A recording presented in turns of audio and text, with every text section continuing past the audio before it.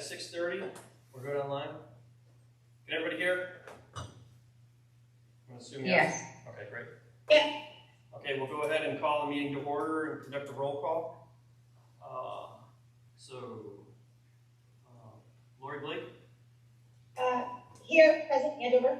Great, thank you. Mike? Mike Sharon, Hebrew. Dr. Benson Clark? Judy Benson Clark, Marlboro. Okay, great, thank you. Mary? Mary Kocheski, Marlboro. Great. Joe? He's not here. Carrie? Carrie's not participating, she messaged me. Gabe? Mark Steven. Okay, great, thank you. Eric? Eric Shevchenko, Andover. Great, thank you. I'll call Sue, but she messaged me that she was not going to be able to participate tonight. And then Mike Morris, Hebron. Scott? Scott Leslie, Acting Superintendent. Any make it? No. Dr. Sorcy is not here. And Eva? Eva Gallup, Business Manager for RHAM. Okay, great. And then student reps, Ron? Rowan Eckler, Hebrew. Great, thank you. All right. We'll go ahead and do the Pledge of Allegiance. Pledge allegiance to the flag of the United States of America, and to the republic which stands one nation, under God, indivisible, liberty and justice for all. Great, thank you. All right, move on to public comment. Hebron, Andover, and Marlboro community engagement and attendance at Board of Education public meetings is welcome. The public comment segment of the meeting agenda is set aside so the Board of Education may receive public comments. Procedurally, public remarks will be limited to 3 minutes and citizens will be asked to identify themselves. Because the Board of Education is limited by the Freedom of Information Act to discussing only matters on the agenda, the Board of Education is not permitted to engage in the discussion of the comments presented. At this point, I would also like to ask Gabe if you wouldn't mind continuing to serve as the timer for us for the day. Thank you. Timekeeper. At this point, I'd like to go ahead and invite people that are present, anyone present that would like to make public comment? Okay. Anyone online for public comment?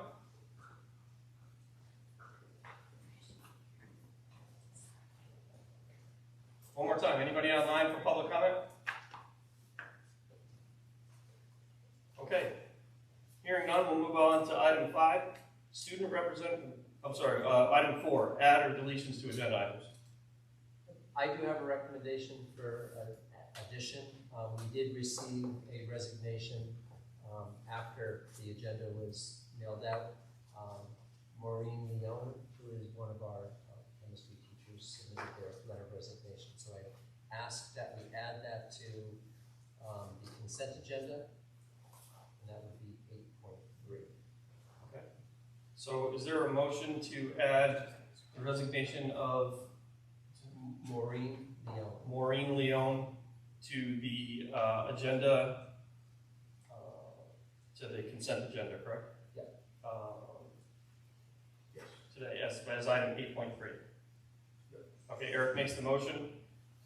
Gabe seconds it. We'll go ahead and do a voice roll. All in favor? Aye. Aye. Aye. Any opposed?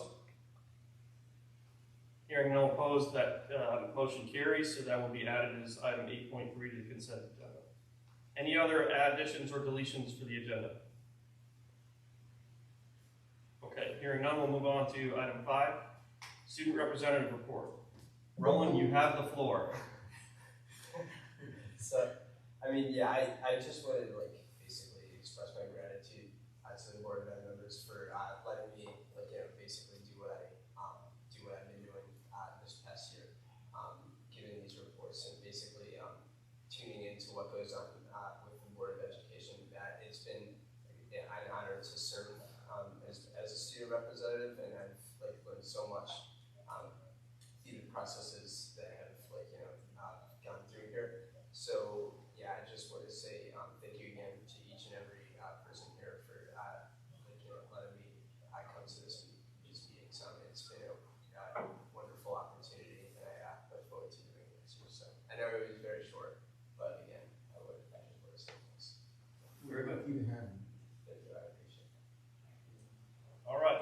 to item 6, the board chair report. So first and foremost, I want to congratulate all of our graduates and our 8th grade promotees and their families.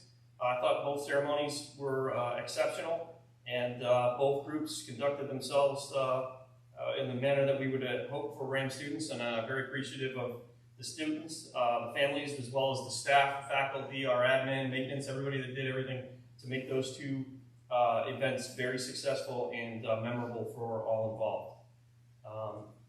In general, I want to say thank you to the faculty, the staff, the administration, everybody participating here at RHAM to another successful school year, certainly coming out of COVID and having to dive back in and try and figure out how to get back to some semblance of normal was a lot of work and effort, and I truly appreciate the effort that everybody put into it. I think we'd be remiss if we didn't recognize those challenges and just make sure that we double down on thanking them for everything that they've done. Next, I want to talk about our student reps for a minute. So this is something I've shared with them individually, but I thought it was appropriate to share it with the board and the public in general. We were extremely fortunate to have 2 student reps that didn't show up and act like wallflowers this year. They were 2 students that demonstrated exceptional candor and personal courage and intelligence and commitment, and very definitively represented the student body in the manner that we would hope they would do so. And that's not by accident. I think that's a combination of exceptional effort on their part, some great values by their parents, so we're going to give them some credit too. But can't tell you how much I appreciate having your voice on this board and all that you did this year to make sure that we kept our finger as close to the pulse of what was going on in the school as humanly possible. And that was a direct effort, a direct result of all of you guys' efforts. So both you and Lily, can't thank you enough for everything you've done. And Eric, I'll just ask that you share that, pass that on one more time to Lily. Thank you. Thank you very much. Next thing I want to talk about is we are unfortunate to lose Miss Lori Blake this year. She is resigning, and I believe, Lori, this is your last meeting. Is that right? It is, yeah. So again, when we talk about candor and personal courage and selflessness and sacrifice and being here through all of the meetings and committee meetings and superintendent meetings and the preparation for the meetings and 3 hours or plus being here on Monday nights once a month are all pretty significant to ask of a volunteer, and you did all of that and more, and I can't tell you how much I appreciate everything you've done, and I feel probably I'm safe in saying that the board appreciates all you've done. Thank you very much, and wish you the best of luck in whatever you're moving on to do next. Thank you, Mike. I wouldn't be leaving if I didn't get a wonderful career opportunity, and unfortunately my schedule conflicts, but I've absolutely loved serving on the board, and one day in the future when I'm not the low professor on the totem pole at the university any longer, maybe I can fit it back in, because I certainly am going to miss it. So thank you for those kind words. The next item is no small item. This, I believe, is also Scott's last meeting. Is that correct? That's great. And so, I know that the faculty and group made an effort to thank Scott through an event that, unfortunately, due to COVID, I wasn't able to participate in. So I didn't get to say these things at that event, but I will share that I think we would not be in the position that we were in. We would not have had as successful a return to school. We would not have had as successful an out of in-person school kind of sustaining effort and even advancing granted in smaller increments, but still advancing in education with our kids, had it not been for the stability and the leadership and the exceptional performance of our interim superintendent. I mean, it's a lot to ask an interim superintendent to step into a breach or the gap and fill that role in a temporary circumstance as it is. And I think you've done it for how long now? 2 years. 2 years. To ask somebody to step into a temporary circumstance like that for 2 years and get the effort and their performance and the success and the genuine dedication that we got from Mr. Scott Leslie during that time frame was Hebron and Andover and Marlboro and the entire RHAM team. We certainly got our money's worth, and can't tell you how much I appreciate your effort. On a personal note, I would not be even remotely as prepared or successful to try to serve in the best capacity I could as a board member or a chair without all your kind of advice, and I can't say how much I appreciate that either. So from myself personally, and I feel comfortable speaking from the board's perspective to say thank you very much for everything that you've done, and wish you the best in your retirement. And then finally, I would just say that I wish everybody out there listening, as well as everybody here on the board, a very safe and fun summer. All right, move on to item 7, report of the superintendent. So hard to follow. I'd like to mirror Mike's comments, Lori, and thanks for all of your service to the RHAM Board of Ed.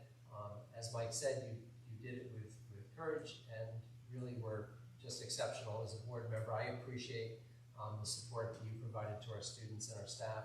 I'm thrilled to know that you'll be continuing in the field of education, and so I'm glad to know that although the RHAM board will certainly miss your services, as will our students and staff members and families, there'll be others that will benefit from your expertise in education. So thank you very much for all your efforts, and best of luck.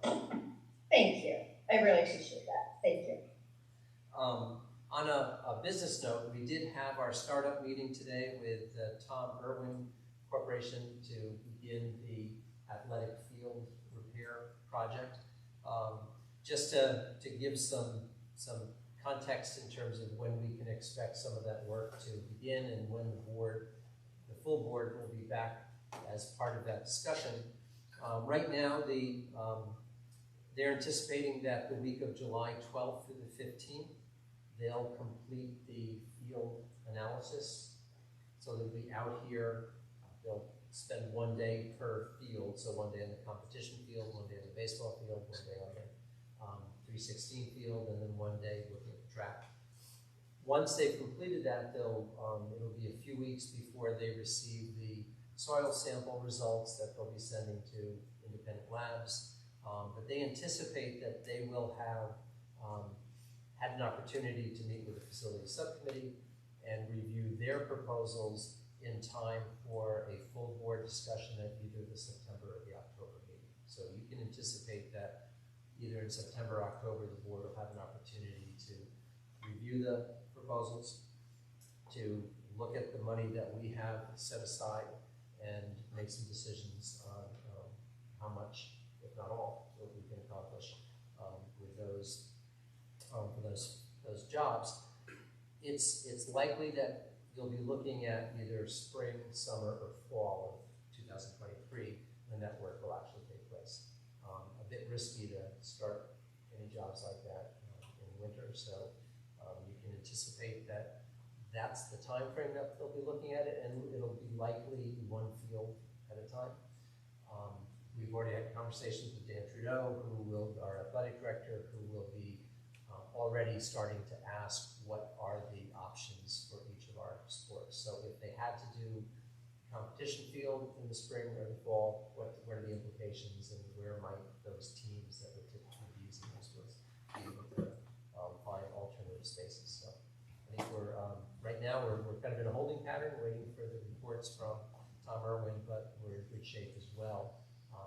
One with the finances that we have stored to cover that work, and with our athletic director working on alternates. So I wish you the best of luck with that, and I do look forward to being able to come back and check out the new fields. And then I really would like to express my thanks on a personal note to each of you, all the board members. I've worked with a number of kind of boards and certainly board chairs. Mike, you've been just fantastic, and I commend you for taking on your role during a difficult time, not having been a board member for all that long, and just a spectacular job. So I appreciate that, and each and every one of you. I know that I'm leaving the district in great hands, and I know how much each of you appreciates RHAM, and I think that's important for us as educators, whether it be students or teachers or parents, to have an understanding that our own Board of Ed fully appreciates the jewel that we have here at RHAM. And so I know that it's in good hands. So thank you very much. I appreciate all of your support, and it's really been a pleasure working with you. Wish you all the best of luck. Thank you. All right, with that, we will move on to item 8, the consent agenda. Item 8.1, approval of the minutes. Is there a motion to approve the minutes of the May 16th meeting? Yes. Eric makes a motion to approve the minutes of the May 16th meeting, Enclosure 8.1. Is there a second? Mike seconds it. We'll do a voice roll call, or voice vote. Spit that out. All in favor? Aye. Any opposed? Hearing none, that motion carries. Item 8.2, the retirement letter from Kay Burlington. Item Enclosure 8.2. Yes, Kirsten has been a math teacher in the district for 33 years and submitted her letter of retirement. So she is retiring, and I was a colleague of Kirsten's back in the 90s, and I wish her nothing but the best and thank her very much for her 33 years of service to RHAM and our students. Do we need to do an individual vote on each one of them, or do we? You could do one vote for both of them. Okay. Yeah. And then so the next one is item 8.3, which is The next one is Maureen Leone, who is one of our chemistry teachers who made the decision, reluctantly made the decision to resign so she could spend more time with her very young family. And so certainly understandable, and she's expressed that should, when she's ready to come back, should an opening at RHAM be available, that she would love to consider returning to us. She's done a fantastic job for us, so very grateful for Maureen's service to our students, but also understand her reasons for wanting to spend more time at home. Is there a motion to accept the 8.2, the retirement resignation of Kirsten Erlinson, and item 8.3, the resignation letter of Maureen Leone? Mike makes the motion. Is there a second? Gabe seconds it. I would add with regret. Okay. Friendly, if that's okay, Mike, a friendly. Absolutely, with regret. We'll amend that motion. That being said, Sue constantly reminds me of this, and I think she gives me the high sign on the video. I'm just going to say this. Any discussion? Hearing no discussion, we'll do a voice vote. All approve? Aye. Aye. Any opposed? Hearing none, that motion passes. Which moves us to the old business, item 9.1, and the reading of the second reading of policies, homeschool instruction and homeschool student policy 9.1A. Do we have a policy representative? There's no policy representative? There,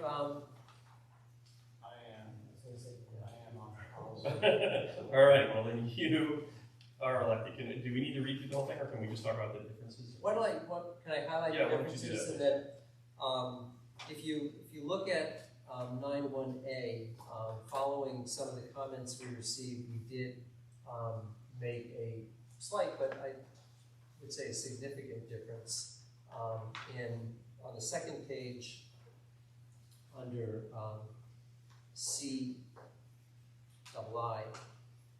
Originally, that read that the student has successfully completed the coursework provided through a home instruction program that is accredited by one of the following regional accrediting agencies. And so, in order to have your credits transferred onto the RHAM diploma or transcript, leading up to the diploma, we limited any of the coursework that students completed as having to have been in the program accredited by one of the regionals. The language that we've changed it to is to eliminate one of the following regional accrediting agencies, and so now it reads that the student has successfully completed the coursework provided through a home instruction program that is accredited by accrediting agencies such as.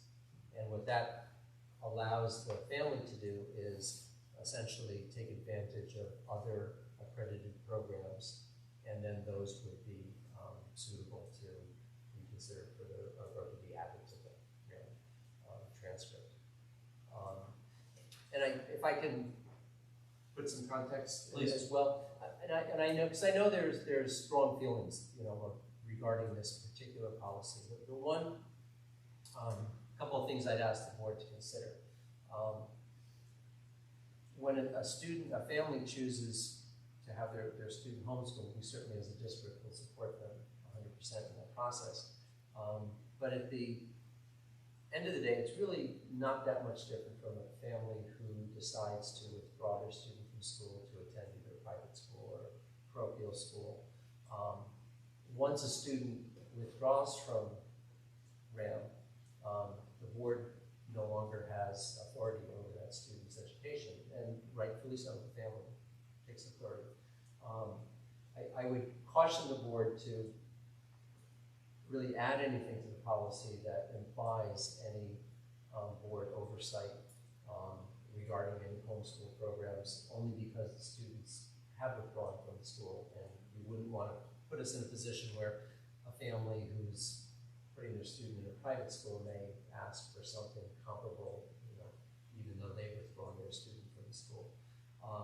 And I think that the change that we made, again, it's a minor change, but it's a significant one in that it opens the door to a great deal of additional accredited programs. And I think, I know there are some suggestions that maybe we should be looking at it differently, whether it be through portfolio or to consider all sorts of programs. And quite frankly, speaking as someone who was just principal a couple of years ago, in looking at a transcript from a student that's homeschooled, the variety is significant. And a student that you meet with in the morning that may be returning has a very different looking homeschool transcript than compared to somebody else.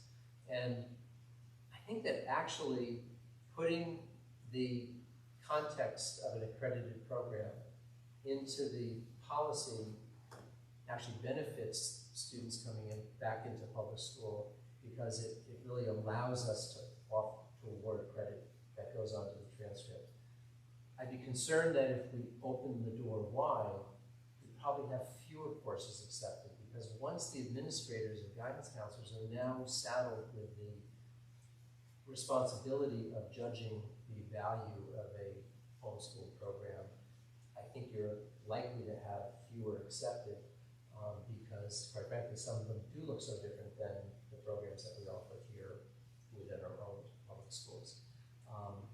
And at the end of the day, our transcript does a number of things, but one of the most important things it does is it communicates to colleges and employers the degree of rigor that RHAM offers. And I think by limiting it to accredited programs sends a message that RHAM is they know that we're a serious program, but I think at the end of the day, kind of supports what we're expecting our students who are in school to be doing as well.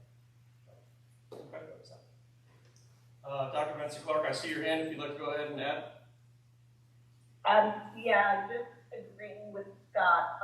As we've looked at world language programs and multiple things through the year, Dr. Saminsky always said we needed to be careful what a RHAM diploma meant. And we know that our graduates are very successful, so I endorse the route he's suggesting. Any other discussion?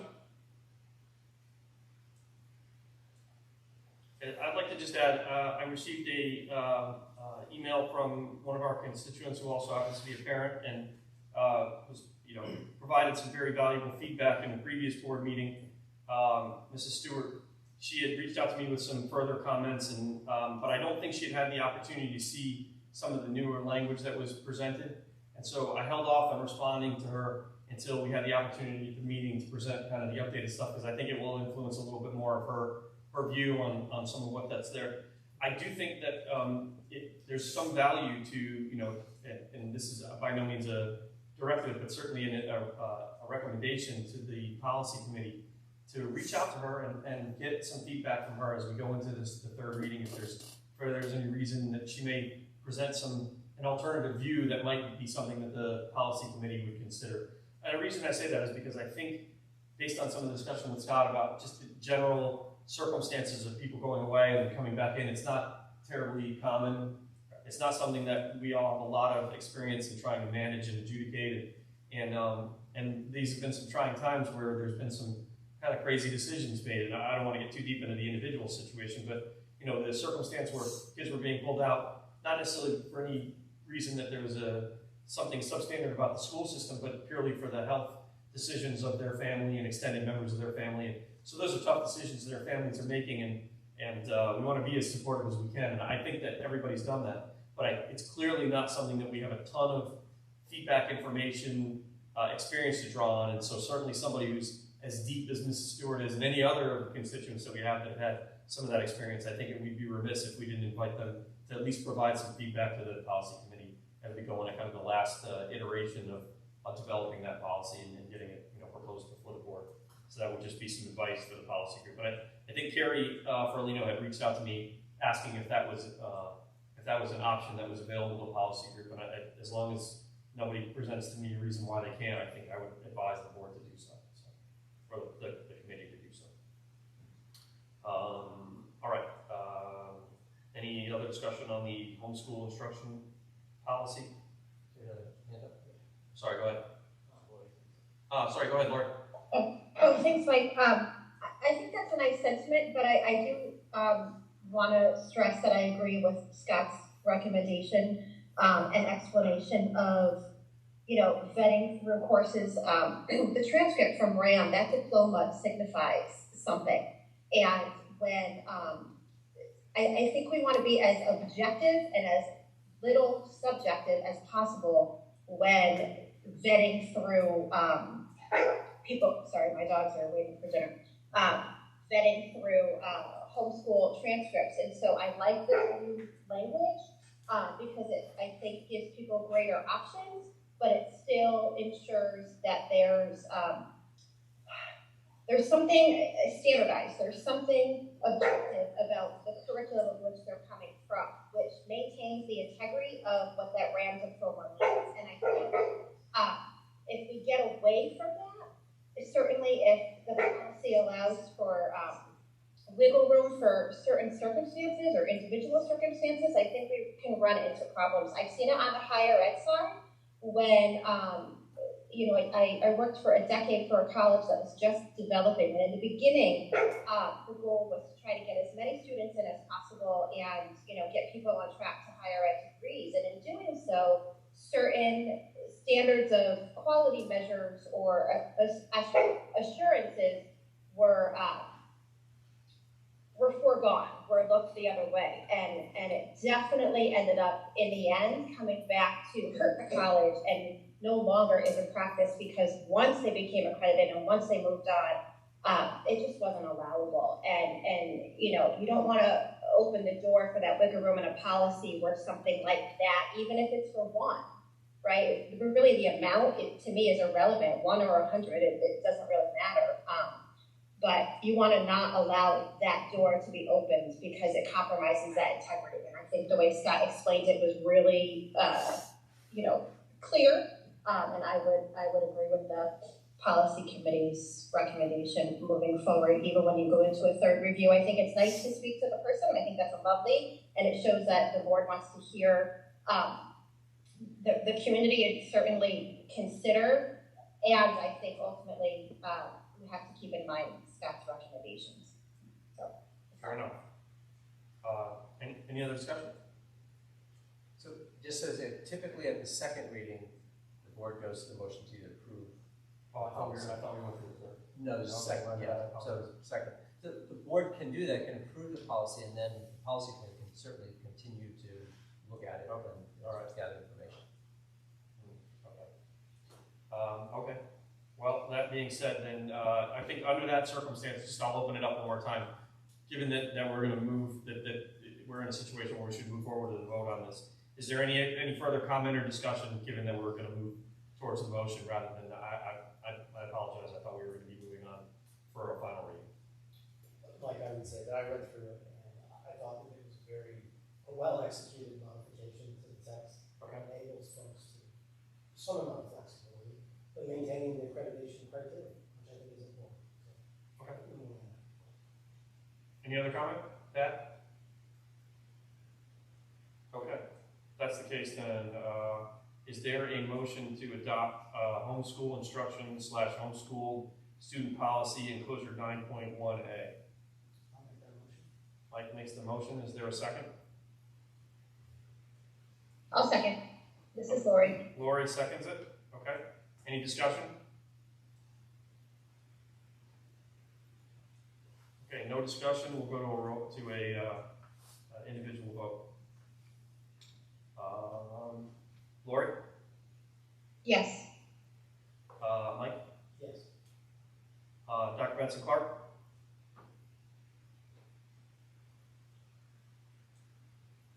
Yeah. Mary? Yes. Joe is not here. Carrie? Not here. Gabe? Yes. Eric? Yes. Okay, and Sue's not here, and I will vote yes. That motion carries with 7 votes. All right, are we second reading of the wellness policy now? Correct, yes. All right, so the next item is 5470 wellness policy Enclosure 9.1B. Scott, you want to walk through that? Sure, and again, this is a long one, but this one really reflects the state and federal guidelines and requirements for that are aligned with their Healthy Foods Initiative and some of the PE requirements that the state requires schools to do. So in many ways, when the board did their health, we approved the Healthy Foods Initiative a couple of meetings ago. This really takes that and defines it as a policy, and the significance is probably less on the board level as it is for the teachers, in that it helps the staff better understand what the requirements are in regards to whether it be food for fundraisers, food for events. It kind of codifies what's expected of our food service operators, and in some cases our PE teachers. So there's not a lot of I would say there's nothing controversial about this one. This one really just codifies what we already do.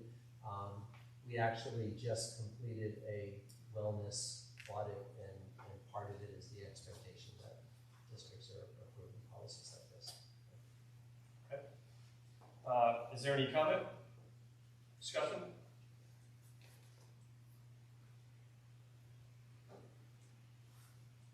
Okay, hearing none. I'll make a motion. Is there a motion to accept wellness policy 5470, Enclosure 9.1B? I'll make a motion to accept. Mike makes the motion. Is there a second? Second. Gabe seconds that. Discussion? Okay. Similarly, we'll go through an individual vote. I feel that's important when we're talking about policy. So we'll go through the list. Lori? Yes. Mike? Yes. Dr. Benson Clark? Yes. Mary? Yes. Joe is not here. Carrie is not here. Gabe? Yes. Eric? Yes. Sue is not here. And Mike, I vote yes. That motion also carries with 7 votes. All right. Which brings us to item 10, new business. Item 10.1, general discussion regarding school safety protocols. So before I hand this over to Scott, one of the things that I'll just share with the board is that it's not generally appropriate for us to have any in-depth, detailed discussions about the security circumstances or the safety protocols for the building or the school in an open forum for obvious reasons. But we did feel, given the circumstances of the latest national events, that we'd be remiss if we didn't, number one, bring some focus, re-emphasize the focus of the safety and security of the building. Also, kind of redouble our efforts to make sure that we're doing everything humanly possible here at RHAM to make sure that we are facilitating the safety and security of the students and the staff and the school in general. And so in that vein, we felt that it was appropriate that we just revisit some of those things that we've kind of gone through before, and maybe just Scott get a general understanding of, you know, things that we're doing, the efforts that we're making to make sure that we do that. So at that point, we start. Thanks. And, you know, school safety is always first and foremost on our mind. I think that I can speak as administrators, you know, we see school safety as being first and foremost anything else we do. Obviously, the teachers can't do what they do, and students can't do what they do unless they're in an environment where they feel safe.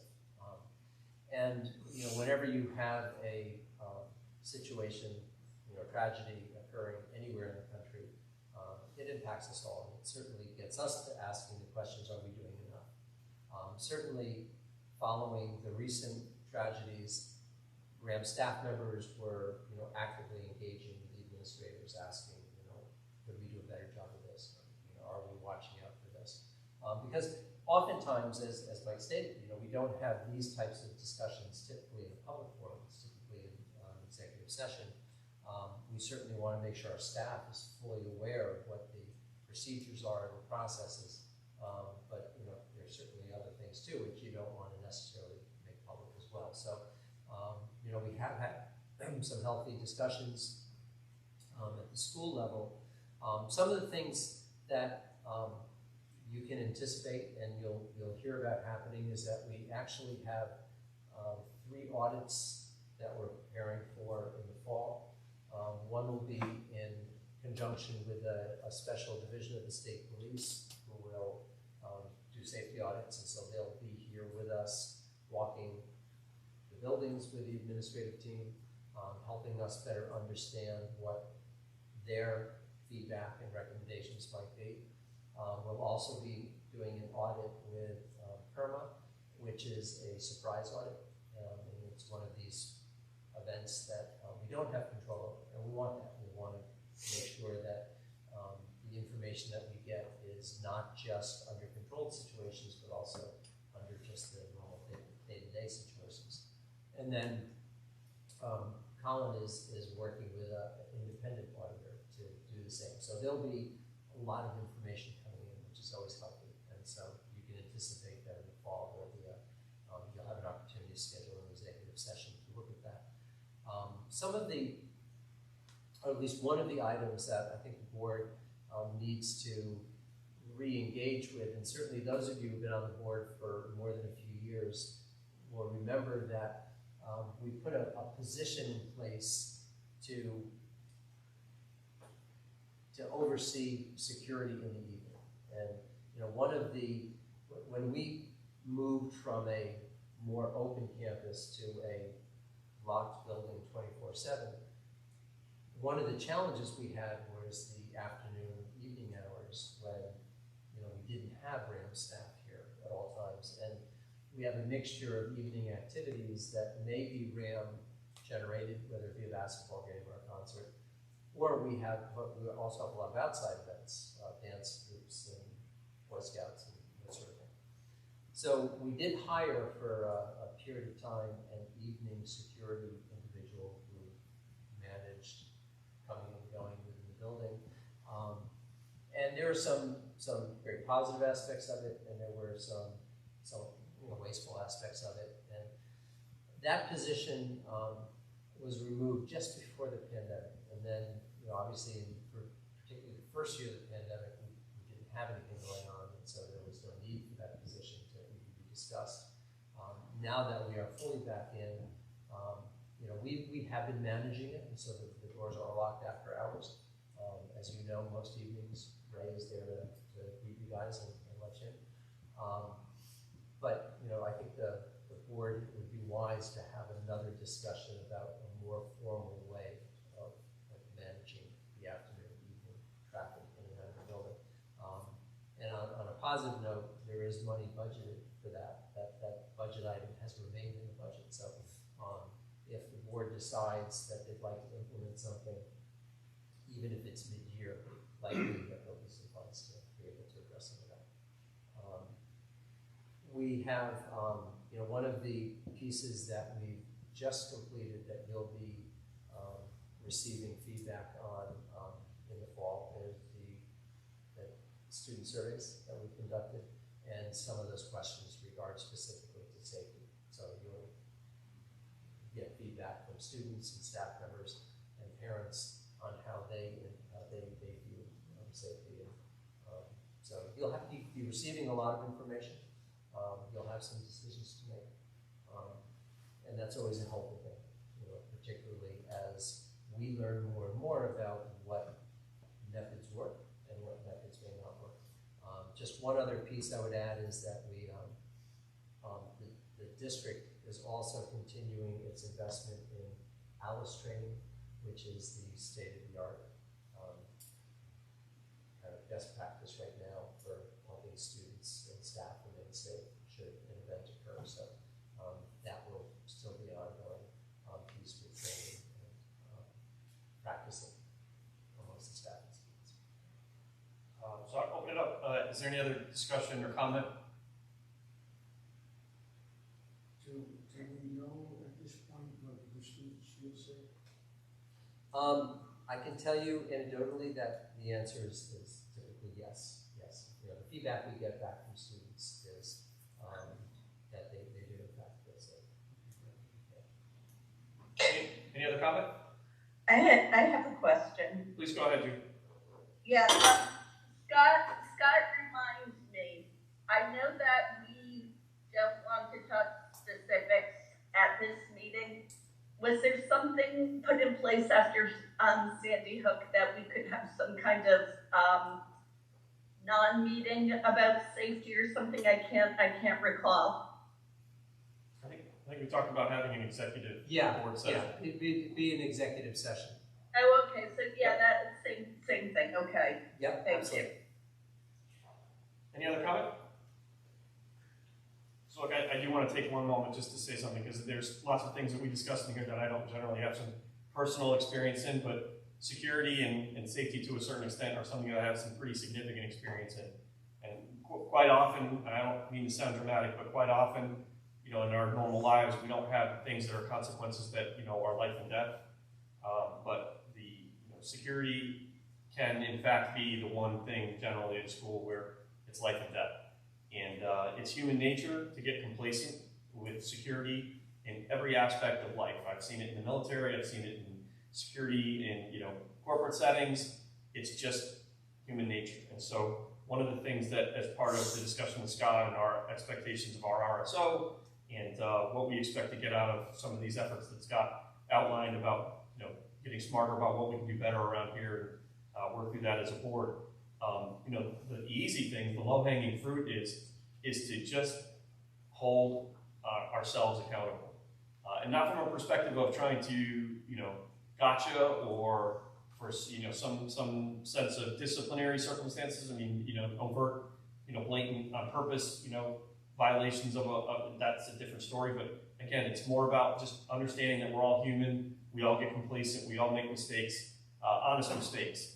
And whether you're a student or a staff member or a maintenance person or a coach on a team or whatever, I think we would serve ourselves best if we take responsibility for holding each other accountable, keeping ourselves diligent about just the basics of keeping the doors closed and not letting people in that you're not sure about, and no propping things open and closing the windows and all the things, not sharing things about key elements of the security that go along with school with people that have no business knowing those kinds of things. Again, I don't think anybody would wake up in the morning part of the RHAM family system and say, I'm going to do something today that sacrifices the security of the school. But it may happen by accident. And the more that we are, hold each other accountable, take care of each other, and from the perspective of reminding them, hey, we're not supposed to do that. Or, again, it may sound very, very small, but it's the low-hanging fruit that we can all do something about today. So thankfully, we're moving into a circumstance where we have a break here, but we're going to go back into a circumstance where we have kids here, and I think as long as we're going to have to continually revisit that. As long as I'm on the board, I hope that at some point take a moment to just continue to remind ourselves of that, because that complacency piece is the part that gets you. So, all right. Any other comments? All right, hearing none. I just want to say thank you, because I think you're completely right, Mike. And as a parent, it makes me, knowing what I just heard, if I was a parent just attending this board meeting, that would give me some comfort and make me feel good about who's on the board, what you're talking about, and how things are being maintained from that perspective. So just thank you. Appreciate that. Oh. Yeah, I'll just mention, I graduated from RHAM many years ago, and when I was a student at RHAM, there was a child that was murdered in the school. So, these things happen. Okay. So item 10.2, discussion and possible action on short-term investment fund options. Okay, so, back, I believe in April, we had a finance subcommittee, that we requested to see, if the board and or the finance subcommittee would recommend, utilizing or further utilizing our current, short-term investment fund that is, managed by the state of Connecticut. So 10.2 is it has the enclosure information. So currently, we have projects that are scheduled through the capital improvement fund and or the capital non-recurring fund that due to supply chain issues and or the awaiting of soil samples that are going to take a little bit longer than anticipated. And in light of the fact that interest rates in our regular bank account aren't as healthy as investing the money in the short-term investment fund, I'm asking the board to see how the board feels about depositing some or all of the funds that are just awaiting projects in the short-term period. So usually the 3-month period is considered short-term. Okay, I'll open it up first to other folks. Any comments, questions, discussion? In reading through this, it appears as though the liquidity of the funds is they're as acceptable, if not more acceptable, than ACD or other tool. Is there also an increase in potential return on the account? Correct. That wasn't stated in I'm IC. sorry. No, you may have stated that. I'm just curious, is there an actual published return?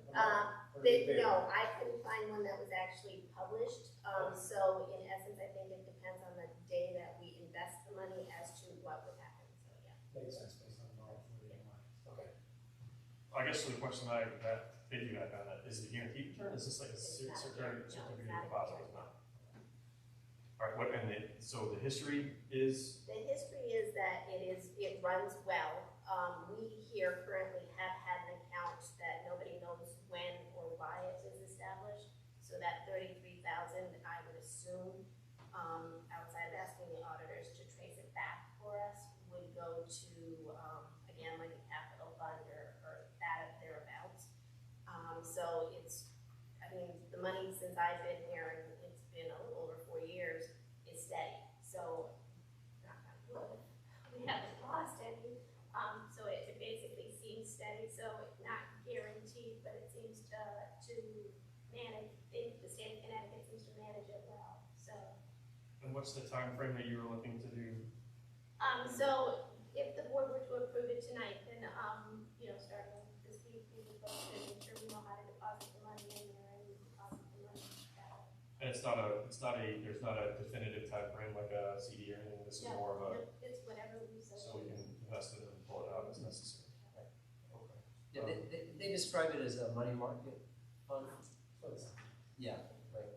And Eva did check with the local towns, and it's common practice for the local municipalities to take advantage of this.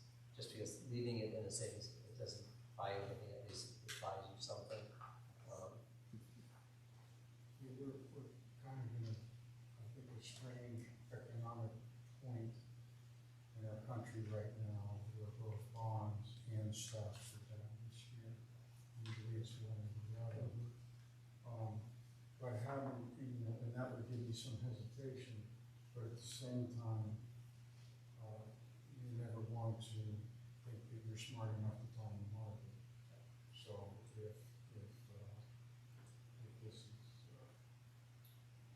generally viewed as a good thing to do, then I wouldn't want to make a recommendation that we not invest now, because that implies that we have knowledge to time the market, which we don't have, and I don't think anybody else does either. I can tell you that when we started this discussion with the subcommittee, it was a very different financial situation as well. The interest is sort of slowly coming back, but it's still, I mean, we still have a good sizable amount, especially for the fields that Americans have invested in. It makes sense. I have a question. It's probably Eric, maybe one of the better people to ask this, and certainly anybody else on the board who has any experience with the finance committees from the towns. Any perspective on how the town finance committees would view these actions? Not that they get a say necessarily, but I'd certainly like to consider their view on, given that money comes from the towns. My history is from some time ago. I was on the Board of Finance for a number of years, but that ended 3 or 4 years ago. At that time, I would summarize our savings as unorganized. We had many accounts and many banks, making very little money. Perhaps things have gotten better since then. And my interpretation was it's not out of a strategy that the money was split up the way it was. It was just, we've got money for this purpose, we'll put it in an account over here, and then there'll be money for another purpose. And the next thing you know, you got 19 bank accounts out there. So Andover would not be an example to follow, and in my view, from the time that I was on the Board of Finance. Any other comments? Any other view? So if it helps any, Hebron did respond, and Hebron utilizes the STIP account on a regular basis. I did not hear back from Andover or Marlboro, and then 2 of the regional school districts that I called also utilizes a 911, so that's 18, and then South Bend. But can you just, once again, because you said if the board, could you share what you recommend, please? Oh, so I recommend that the board invest some of the money into the STIP account. Is the sum that you're talking about the $75,000? It would be the $75,000. That would be for the walking cooler project. Well, actually, that's unavailable. Then we also have funds for the walking coolers, because the walking coolers are going to be, goodness gracious, they're backlogged until January of 2023, at the earliest. And then again, the fields, which would be the full capital non-recurring that we put in, which was $626,000, I believe. So, I mean, the board can make a dollar amount that you want to put in there. You can ask them to research it to tell you the exact dollar amount, but anything, I mean. Thank you. Yeah, and the board doesn't need to decide tonight. I mean, you can, this might be one of those discussions you want to, take place over some time. Because even if you made this decision later on, you'd still have plenty of time for the money to, because it is a short-term time. Right, it's not going anywhere right now, so. I think I'd feel a little bit more comfortable if I had just a little bit more information about the STIP account, and saw a little bit more of the history, and saw the performance, and frankly got a little bit better perspective on what's happening in the world right now. Just on an individual, personal level, certainly not speaking for the board. So, like I said, open it up to any other comment or view, unless somebody wants to make a motion. I would, as one individual member, would certainly not mind seeing a little bit more information and maybe revisit this at a different meeting. Maybe we can reach out to the Hebron individuals and fight, because they have experience with it. So I'll actually email Mr. Wooten to see if they can provide some investment relation from them too. Is anybody opposed to that next step? I think that's a good approach. I mean, overall, looking at the rules in which they invest, it's very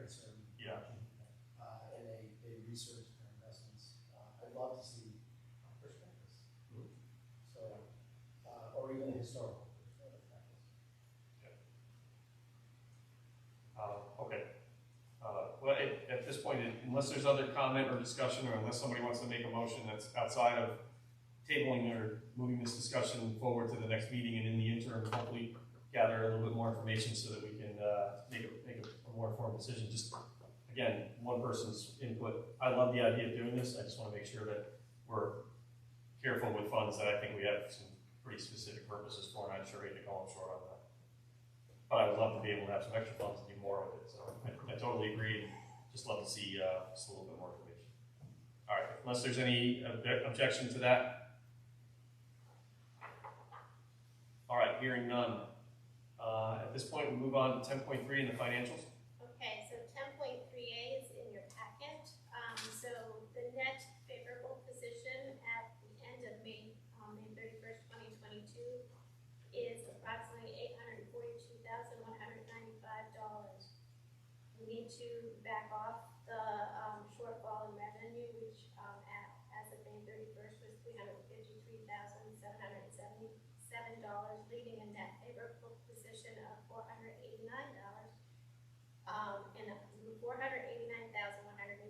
I can see this equals. So we're in a good position to end the school year. We still have to close out the remaining invoices that are coming through through June 30th, and we'll have more information and or any year-end transfers at the August meeting. So while our revenue did have a shortfall, mostly due to the excess cost receipts, we did see an uptick in the school rentals, so back in full swing there. We also had a couple of tuition, student payment tuitions that have also helped negate some of the shortfall, and because again, we still have the month of June, so I'm hoping that the shortfall in revenue will lessen. So the capital improvement fund, there were no significant changes to report. The HVAC project is now complete, and we're just awaiting the finalization of all the remaining invoices. And then once the audit is finalized, we will have the final dollar amounts, and then again at August, probably closer to December, we can do another transfer to the unaudited capital, unallocated capital improvement fund. Capital non-recurring fund, we still have the DOT project that will not close out. The state of Connecticut still has not actively responded to any of the emails, so we're still waiting. So hopefully that'll be coming to a close at some point in time in the summer. We can hope. Pupil Services is finalizing changes to the Iep process, so the last day of school was actually the last PPT meeting that was scheduled and held, so hopefully that didn't drive up any costs for next year. But I don't know the outcome of that because I haven't had a chance to sit down with the Pupil Service Director to ask any questions there. So at this moment, we're still looking good. Are there any questions that the board may have based on what I reviewed?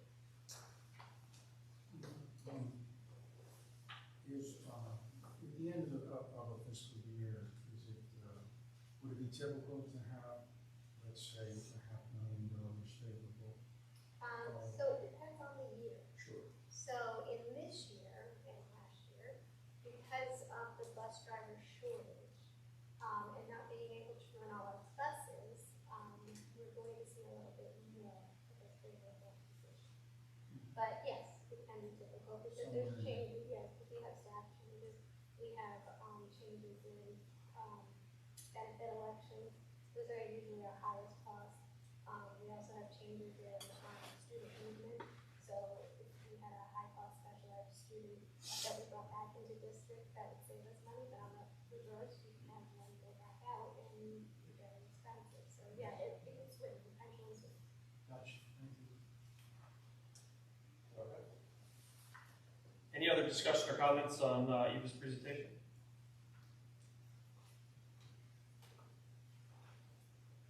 Okay. That being the case, move on to committee reports. How are we doing for time there, Keith?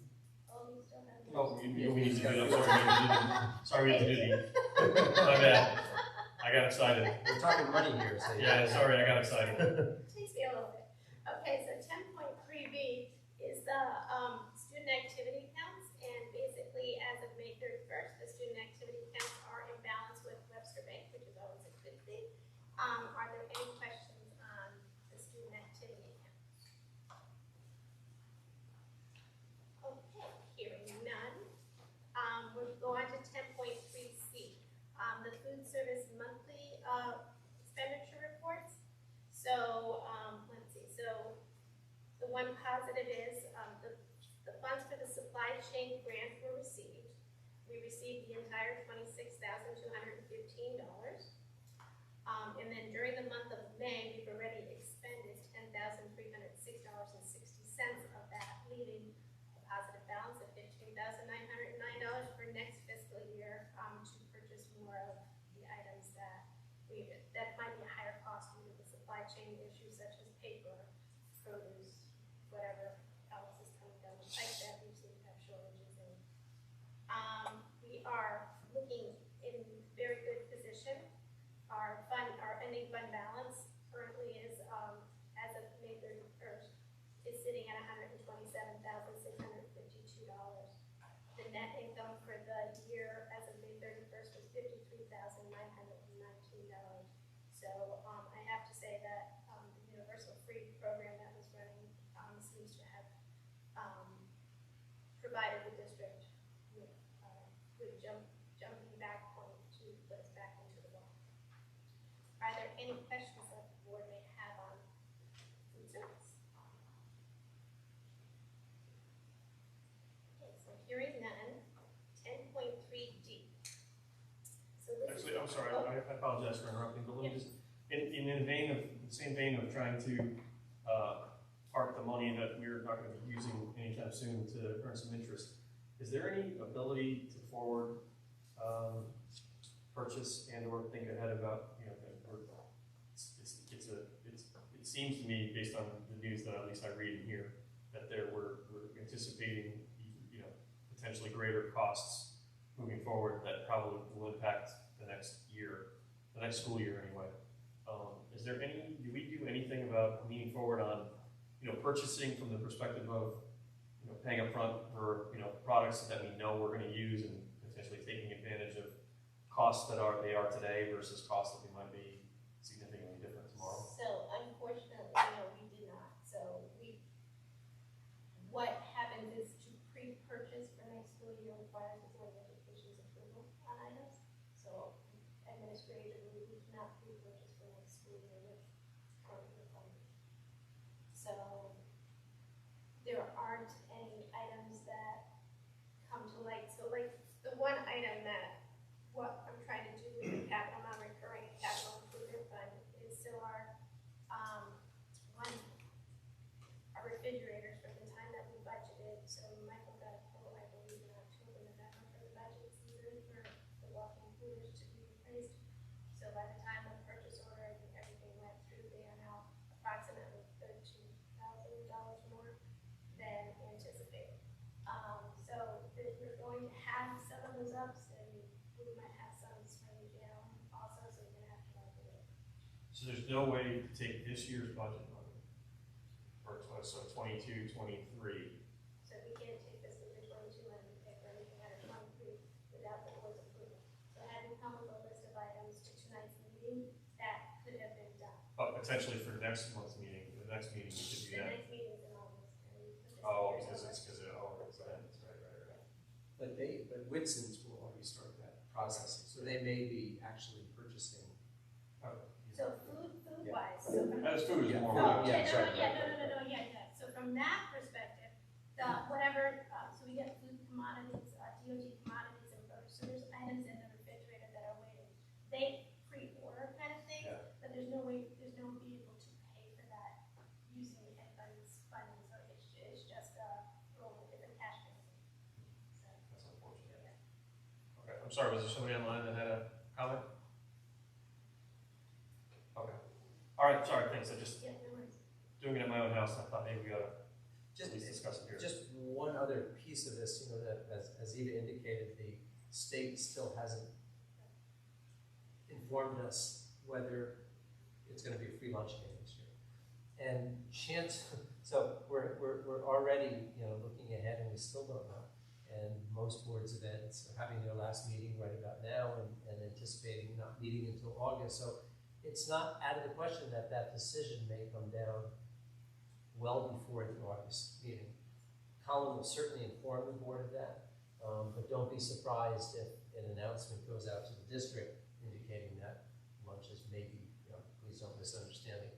I'm not announcing this now, but if an announcement is made, it may be before the board meeting. So some of that information may be coming out, but I know Colin will keep everybody appraised. Yeah, so during the legislative process, $30 million was allocated towards another free, but again, the state has to develop how they're using that money, and I think they're waiting for the USDA or the federal government to provide some kind of information. I'm not sure, but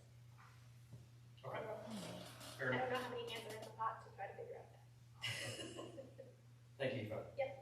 So 10.3D is a CIP, capital improvement, and CNR, capital non-recurring appropriation transfers. So basically what happens is we budget per project. Some projects come in under, some projects come in over. So currently, I have this broken out for capital improvement, and there's 1, 2, 3, 4 different transfers in capital improvement. So the top half, which I've totaled out at $75,431.39, are all projects that are completed that have available funds. Yes, the 6 cents needs to be moved to into what we created an unallocated project fund. So basically, this is where, similar to what we have in operating, we have a personnel, unallocated personnel line. So the money is available, it would get transferred into this line, making it clear as to what is available if the board needed to do something like an emergency arose for capital that we might be able to draw down on with board approval, because that's the only way you can spend capital. So the board has to request that the available project money be put into a project. So if you look at the regrading outfield high school, which is the second line of $21,308, that money is left over from the regrading of the outfield because we never completed that project. We basically put it on hold, pending what's happening right now. But as I stated, the walking cooler is actually $21,308 over budget. We haven't even begun the project. So this is a request to transfer the $21,308 from the regrading of the outfield high school into the walking cooler. Likewise, the $10,000 is going to be moved to the retention fund. Now, the retention fund, we don't know 100% that anything's coming over, but just for planning purposes, and we're not meeting again until August, we just figured we'd put some money as a contingency in case concrete went up.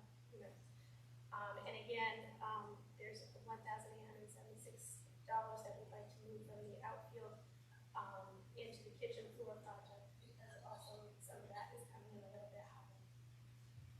Likewise, the money in capital non-recurring that's available, we would like to move to the repair at the athletic fields that basically Scott spoke about this evening, that we started off the kickoff project on that.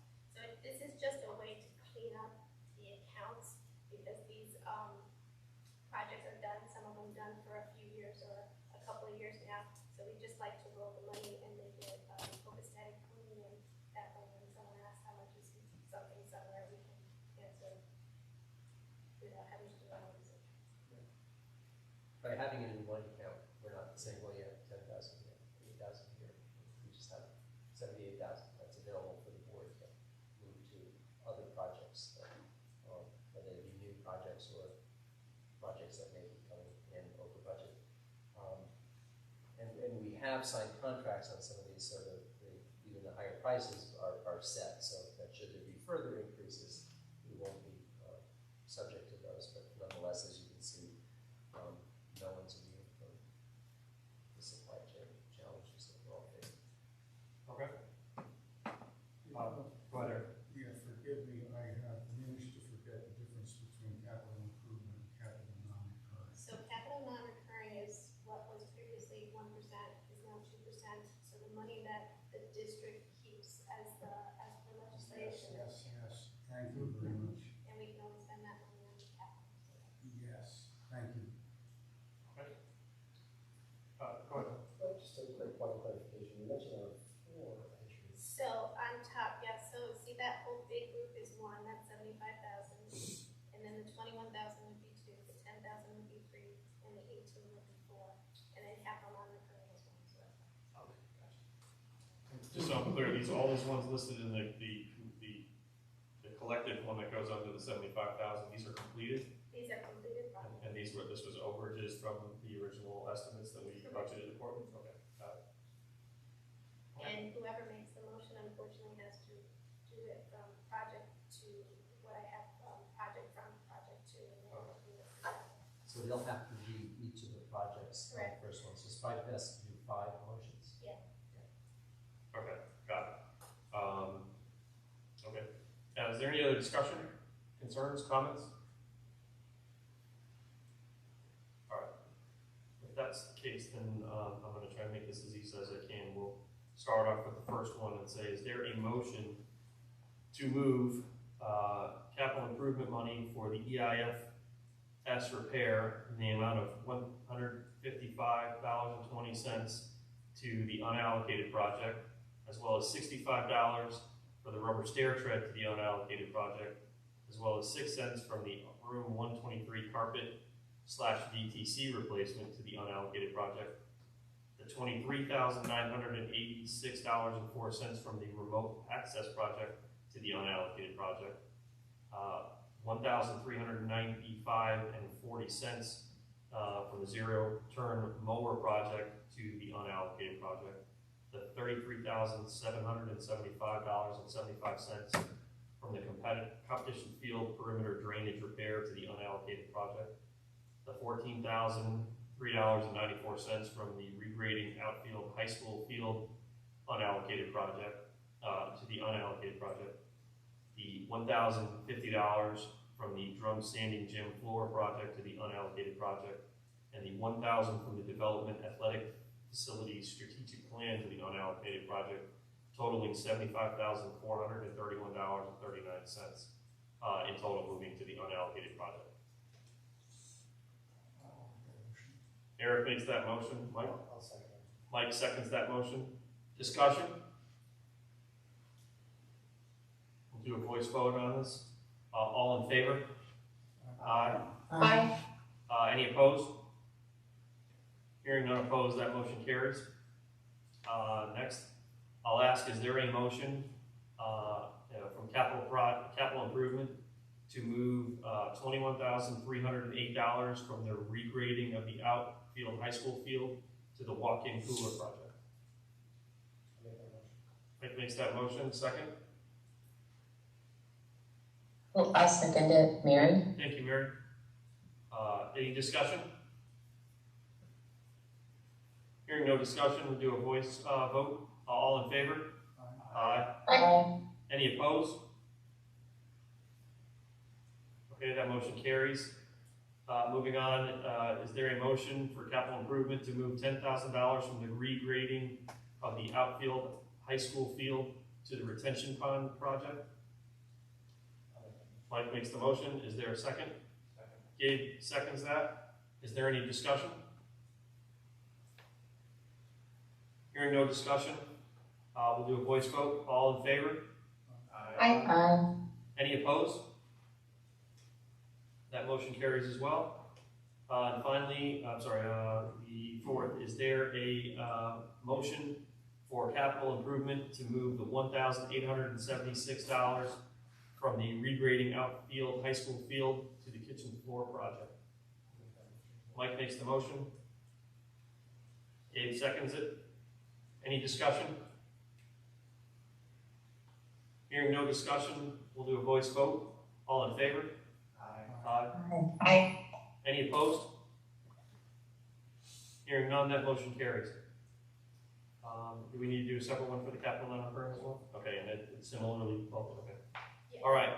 Also, is there a motion from the capital non-recurring to move $1,300 from the media weight room HVAC project to the repair of the athletic fields project, as well as $58,079.25 from the competitive field drainage project to the repair of athletic fields project, as well as $417.89 from the competitive field drainage project to the repair of the athletic field projects, totaling $59,797.14 to the repair of athletic field projects. I'll make that motion. All right, Lori makes the motion. Mike seconds it. Is there any discussion? Thank you for doing this. Hearing no discussion, we'll have a voice vote. All in favor? Aye. Any opposed? Hearing none opposed, that motion carries. Thank you very much, everyone. All right. All right. Moving on, how are we doing, timer? We're doing very good. Okay. We're all right. Okay. So given that we've been a little bit short on the committee reports in the past, I feel like we'll take a little bit of advantage of the time and make sure that we open up that opportunity for anybody that feels like they need to update us on anything. So given that, we'll move to facilities. Mike? So there was originally a meeting scheduled for tomorrow, but that meeting has been canceled in lieu of an upcoming meeting coming out of the assessments that Tom Hogan Associates will be doing. So that'll be our next session. However, a little bit of homework for the facilities subcommittee is about a month ago, I'll send out a reminder. I sent out the list of all of the capital future projects that I'd like for all the members of the facilities subcommittee to please review and keep that in mind as we head into next year's budget season. Is there, so just a quick question, is there any movement to do some sort of either a new or an updated version of that futures project? That's some, I think, of what we're going to talk about. Yeah. Once we go through that. Okay, good. Because I think that's how old now? It's So at 2015. 2015. So 7 years. I mean, I just feel like we're probably at a point where we should probably at least do some sort of a really deep dive or some sort of, or even a new assessment. Yeah, it's something that we're trying to talk about. Okay. And I'm sure that our facilities director probably got some pretty strong input on how to like it. Absolutely. All right, great. All right, thank you. From the finance committee, Lori? Yeah, in our most recent meeting, we just talked about the stiff accounts. Iep presented tonight, and so I think she presented everything that we had discussed in that committee meeting. Okay. We haven't had another one since. Okay. I know there's no negotiations occurring at this time, but any input from the negotiations committee? I can tell you that you will be entering into negotiations with the administrative bargaining unit this fall. Policy. Carrie is not here. Gabe, being our senior policy representative here, anything that you need to? Since the last board meeting, we have not had any policy subcommittee meetings, and same as facilities, there is a meeting scheduled for tomorrow, which has since been canceled. So, And I can tell you, looking ahead, Colin is now picking up, and the next policy that we'll be looking at is one relative to announcing events in publications. So Colin has a policy that he's working with already in his own district, so it'll be something for the community to take a look at. Okay. And just an update on policy. I know I sent out a message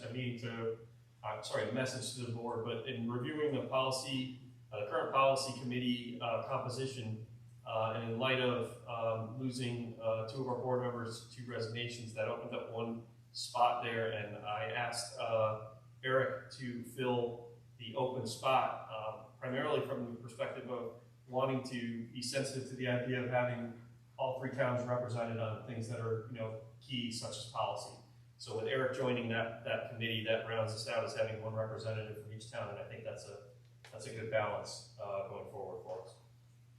And I'm very grateful for Eric for taking on the burden of adding that committee to his list. Okay, program? Mary?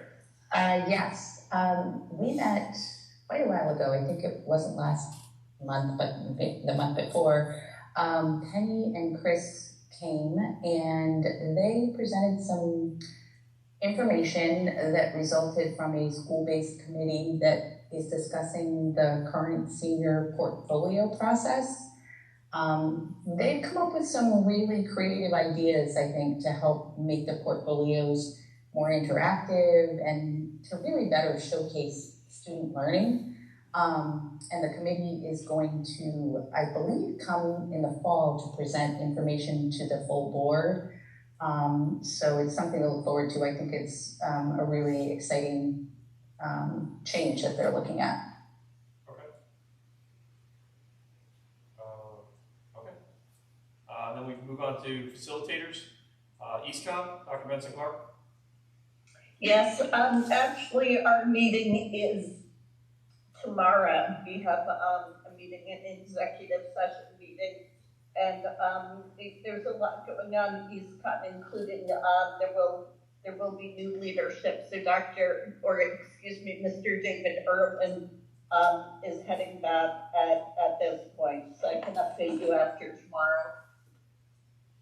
Okay, thank you. And Kate? Yeah, Kate, and hopefully, I know that at least two of us are going. They have the biggest meeting of the year in November. And it's once again this November. It was sent to you. If you would like me to forward it to you again, please email me. I'd be happy to do that. It covers everything you can think of: freedom of information, bargaining, money, any kind of political things out there. So it is well worth attending that, and hopefully we can have nice representation this year. I know we have two of us going so far. It's usually it's Friday and Saturday. It's 2 days in a row. Okay, thank you. All right, let's move on to item 12, public comment. I always ask you this, but do I need to read this again?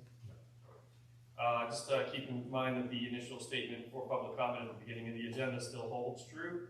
Is there anyone present that would like to make public comment? Please, sir. Just please identify yourself. Ethan Spinelli, 22 Rivendell Road, Marlboro. It's the season of thanks. They should have a special Thanksgiving for educators, maybe at the end of June every year. Feels like there's a lot going around. I just want to say thank you to the board and all the members, new and leaving, for all your work and your dedication to your communities, especially the RHAM community. You don't need to look too far to see how great a community this is. The end of the school year events, I've seen many of you there, from concerts, evening of the arts, graduation, promotion ceremonies.